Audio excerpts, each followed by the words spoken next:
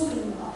A ética fornece a justificação, fornece a validação moral, influenciando assim os comportamentos e as atitudes.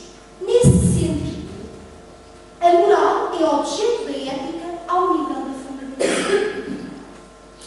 Mas em termos muito práticos, e estamos todos aqui sentados, para que a ética serve? Não é? Esta senhora agora vem dar aqui uma palestra sobre ética e tal, isto é tudo muito teórico. Para que isto serve? Fazer as avaliações morais mais justas. Nós somos todos muito preconceituosos. Eu, pelo menos, sou. Para racionalmente as nossas decisões. Eu, quando decido A ou decido B, é bom que haja um fundamento racional. Conhecermos melhor e aperfeiçoarmos, possibilitando também um maior discernimento em matéria, quer moral individual, quer no âmbito de uma coisa que hoje faz muita falta, chamada moral pública. Moral pública. Mas para eu atuar ao nível da moral pública, eu tenho que começar por atuar ao nível da minha própria aqui. Moral. Correto? Recapitulando. Quando é que nós, então, na vida, recorremos à reflexão ética? Quando se nos deparam aquilo que se chama dilemas morais. O que é que são dilemas morais?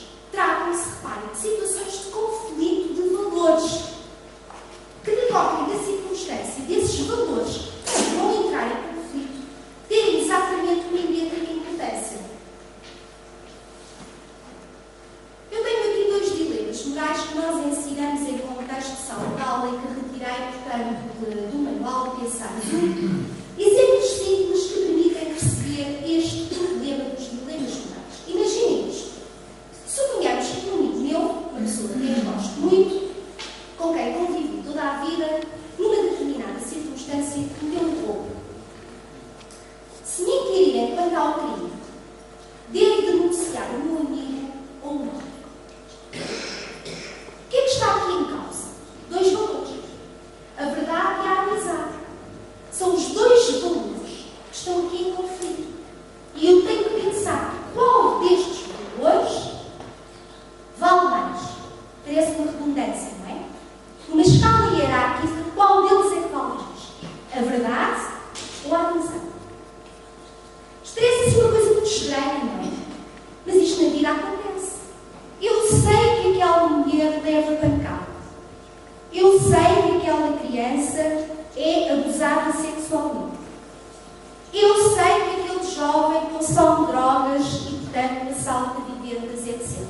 Eu sei que aquele idoso passa uma situação de fome, de carência familiar. Muitas vezes, o que é que nós fazemos? Bem, isso depende da consciência de cada um, não é? Mas, o que está muitas vezes aqui em causa são os valores. É a hierarquia da nossa tábua de valores. Por exemplo, todos nós, ou pelo menos penso que na nossa vida, seremos pais. Mas há muitos casais, não é? Que casam e, enfim, por vezes acontecem-nos coisas tremendas, como termos um filho com cancro, não é?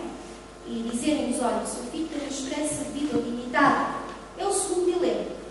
Ante o dilema de pais que têm, por exemplo, que conceber um filho para salvar a vida de outrem, o que é que nós fazíamos? Eu concebi automaticamente. Parece simples, não é? Mas não é nada simples. Porquê? Ante o dilema dos pais que têm que conceber um filho para salvar a vida dele, será correto conceber uma criança para salvar a vida de outra pessoa? Não será a criança concebida para salvar a vida de algo, usada aqui como um simples meio e não como um fim absoluto? Que razões podem ser invocadas, por exemplo, a favor desta tomada de posição dos pais ou contra? Que pensará quando crescer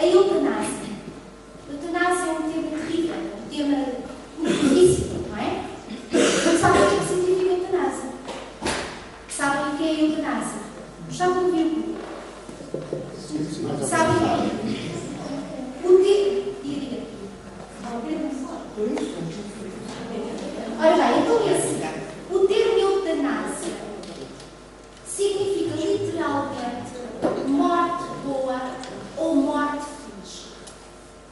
Mas isto é o que todos nós queremos, não é? Ter uma morte boa, eu pelo menos quero. Quero adoecer e não acordar. A morte que dela resulta é a primeira pergunta. Será sempre um benefício para o paciente, para a pessoa que está doente? À partida, eu acredito que sim, não é? Mas será? A eutanásia consiste em fazer uma coisa terrível. A eutanásia consiste em produzir a morte. Ou seja, consiste em matar. Ou então, em acelerar o processo de morte. Porque produzir a morte e acelerar o processo de morte são coisas diferentes. Significa deixar morrer. E há aqui uma pergunta absolutamente terrível, que é: será permissível que a pessoas muito fragilizadas, muito particularmente aquelas pessoas que se encontram terminais, eu não sei se os senhores já tiveram pessoas terminais na vossa vida, não é? Que estão ali em situação de sofrimento agudo, determinem o fim das suas vidas. Será que estas pessoas reúnem condições para dizer sim, eu quero a eutanásia? Ou será que é a família que não suporta e que quer a eutanásia? Se sim, vamos imaginar que sim, é permissível que se solicitem medidas ativas que as matem? Ou é permissível que apenas as deixem morrer? Também há isto, ao deixar morrer. Pedindo aos médicos que se abstenham deste tema.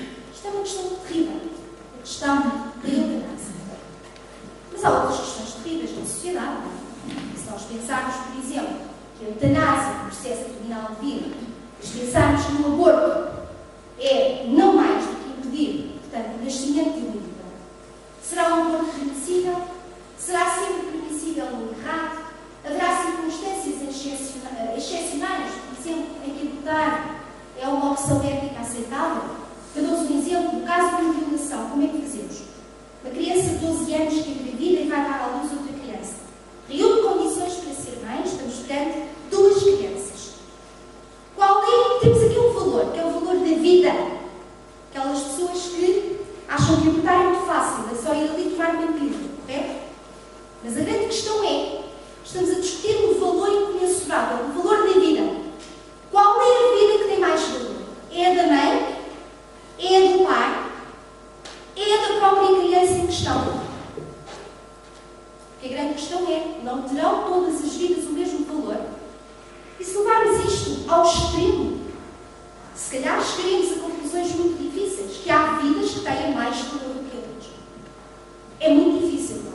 Não é nada fácil decidir estas coisas. Ora bem, o testamento vital. Discutiu-se agora muito o testamento vital.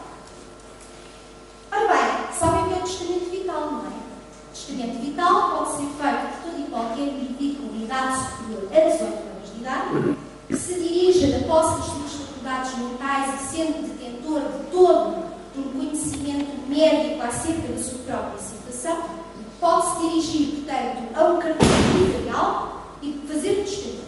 E por um prazo de 5 anos, esse indivíduo pode, digamos, indicar nesse testamento todos os tratamentos que quer receber, todas as técnicas cirúrgicas invasivas ou não, que está disposto a receber.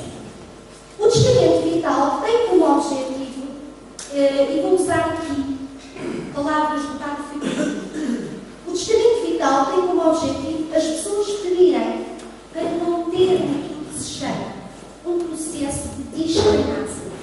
O que é este palavrão? É um processo de obstinação terapêutica, ou seja, um prolongamento de vida falso.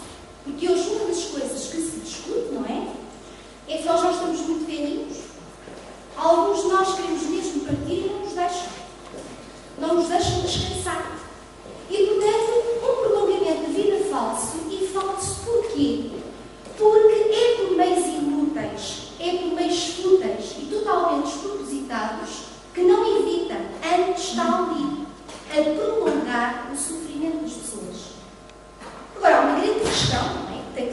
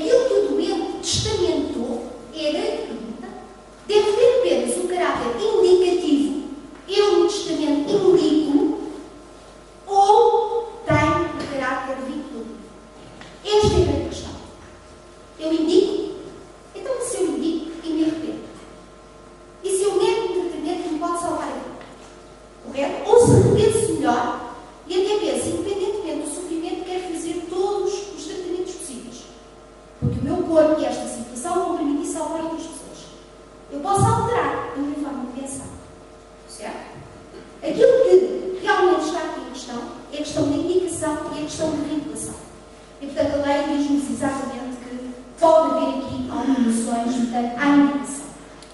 Questões muito difíceis entre casais. A questão, por exemplo, da procriação medicamente assistida. O homem e a mulher, quando se gostam e se amam, e até sem se gostarem, sem se amarem, não é uma das coisas que nós queremos, portanto, é ter filhos, não é? É garantir a continuidade. E muitas vezes isso é difícil, não é? Portanto, a mulher não consegue engravidar, não consegue manter, de facto, a criança. E então, põe-se aqui um problema, que é o problema do embrião. Porque assim, nós habitualmente só pensamos nas crianças, não é? Quando elas já têm 2 quilos, 3 quilos. Mas isto começa muito antes. E, portanto, uma das questões levantadas hoje em vida é o direito que trata das questões da vida. Qual é o estatuto legal do embrião? Ou seja, numa outra linguagem, que direitos é que tem o embrião? Nos casos, por exemplo, da fecundação heteróloga, a heteronomia tem sempre a ver com o outro, com a doação de gametas por parte de pessoas estranhas ao casal. Por exemplo, ou a existência de embriões, por exemplo, excedentários. São questões muito difíceis. Até que ponto é que isto é válido? A quem é que isto serve? Não é?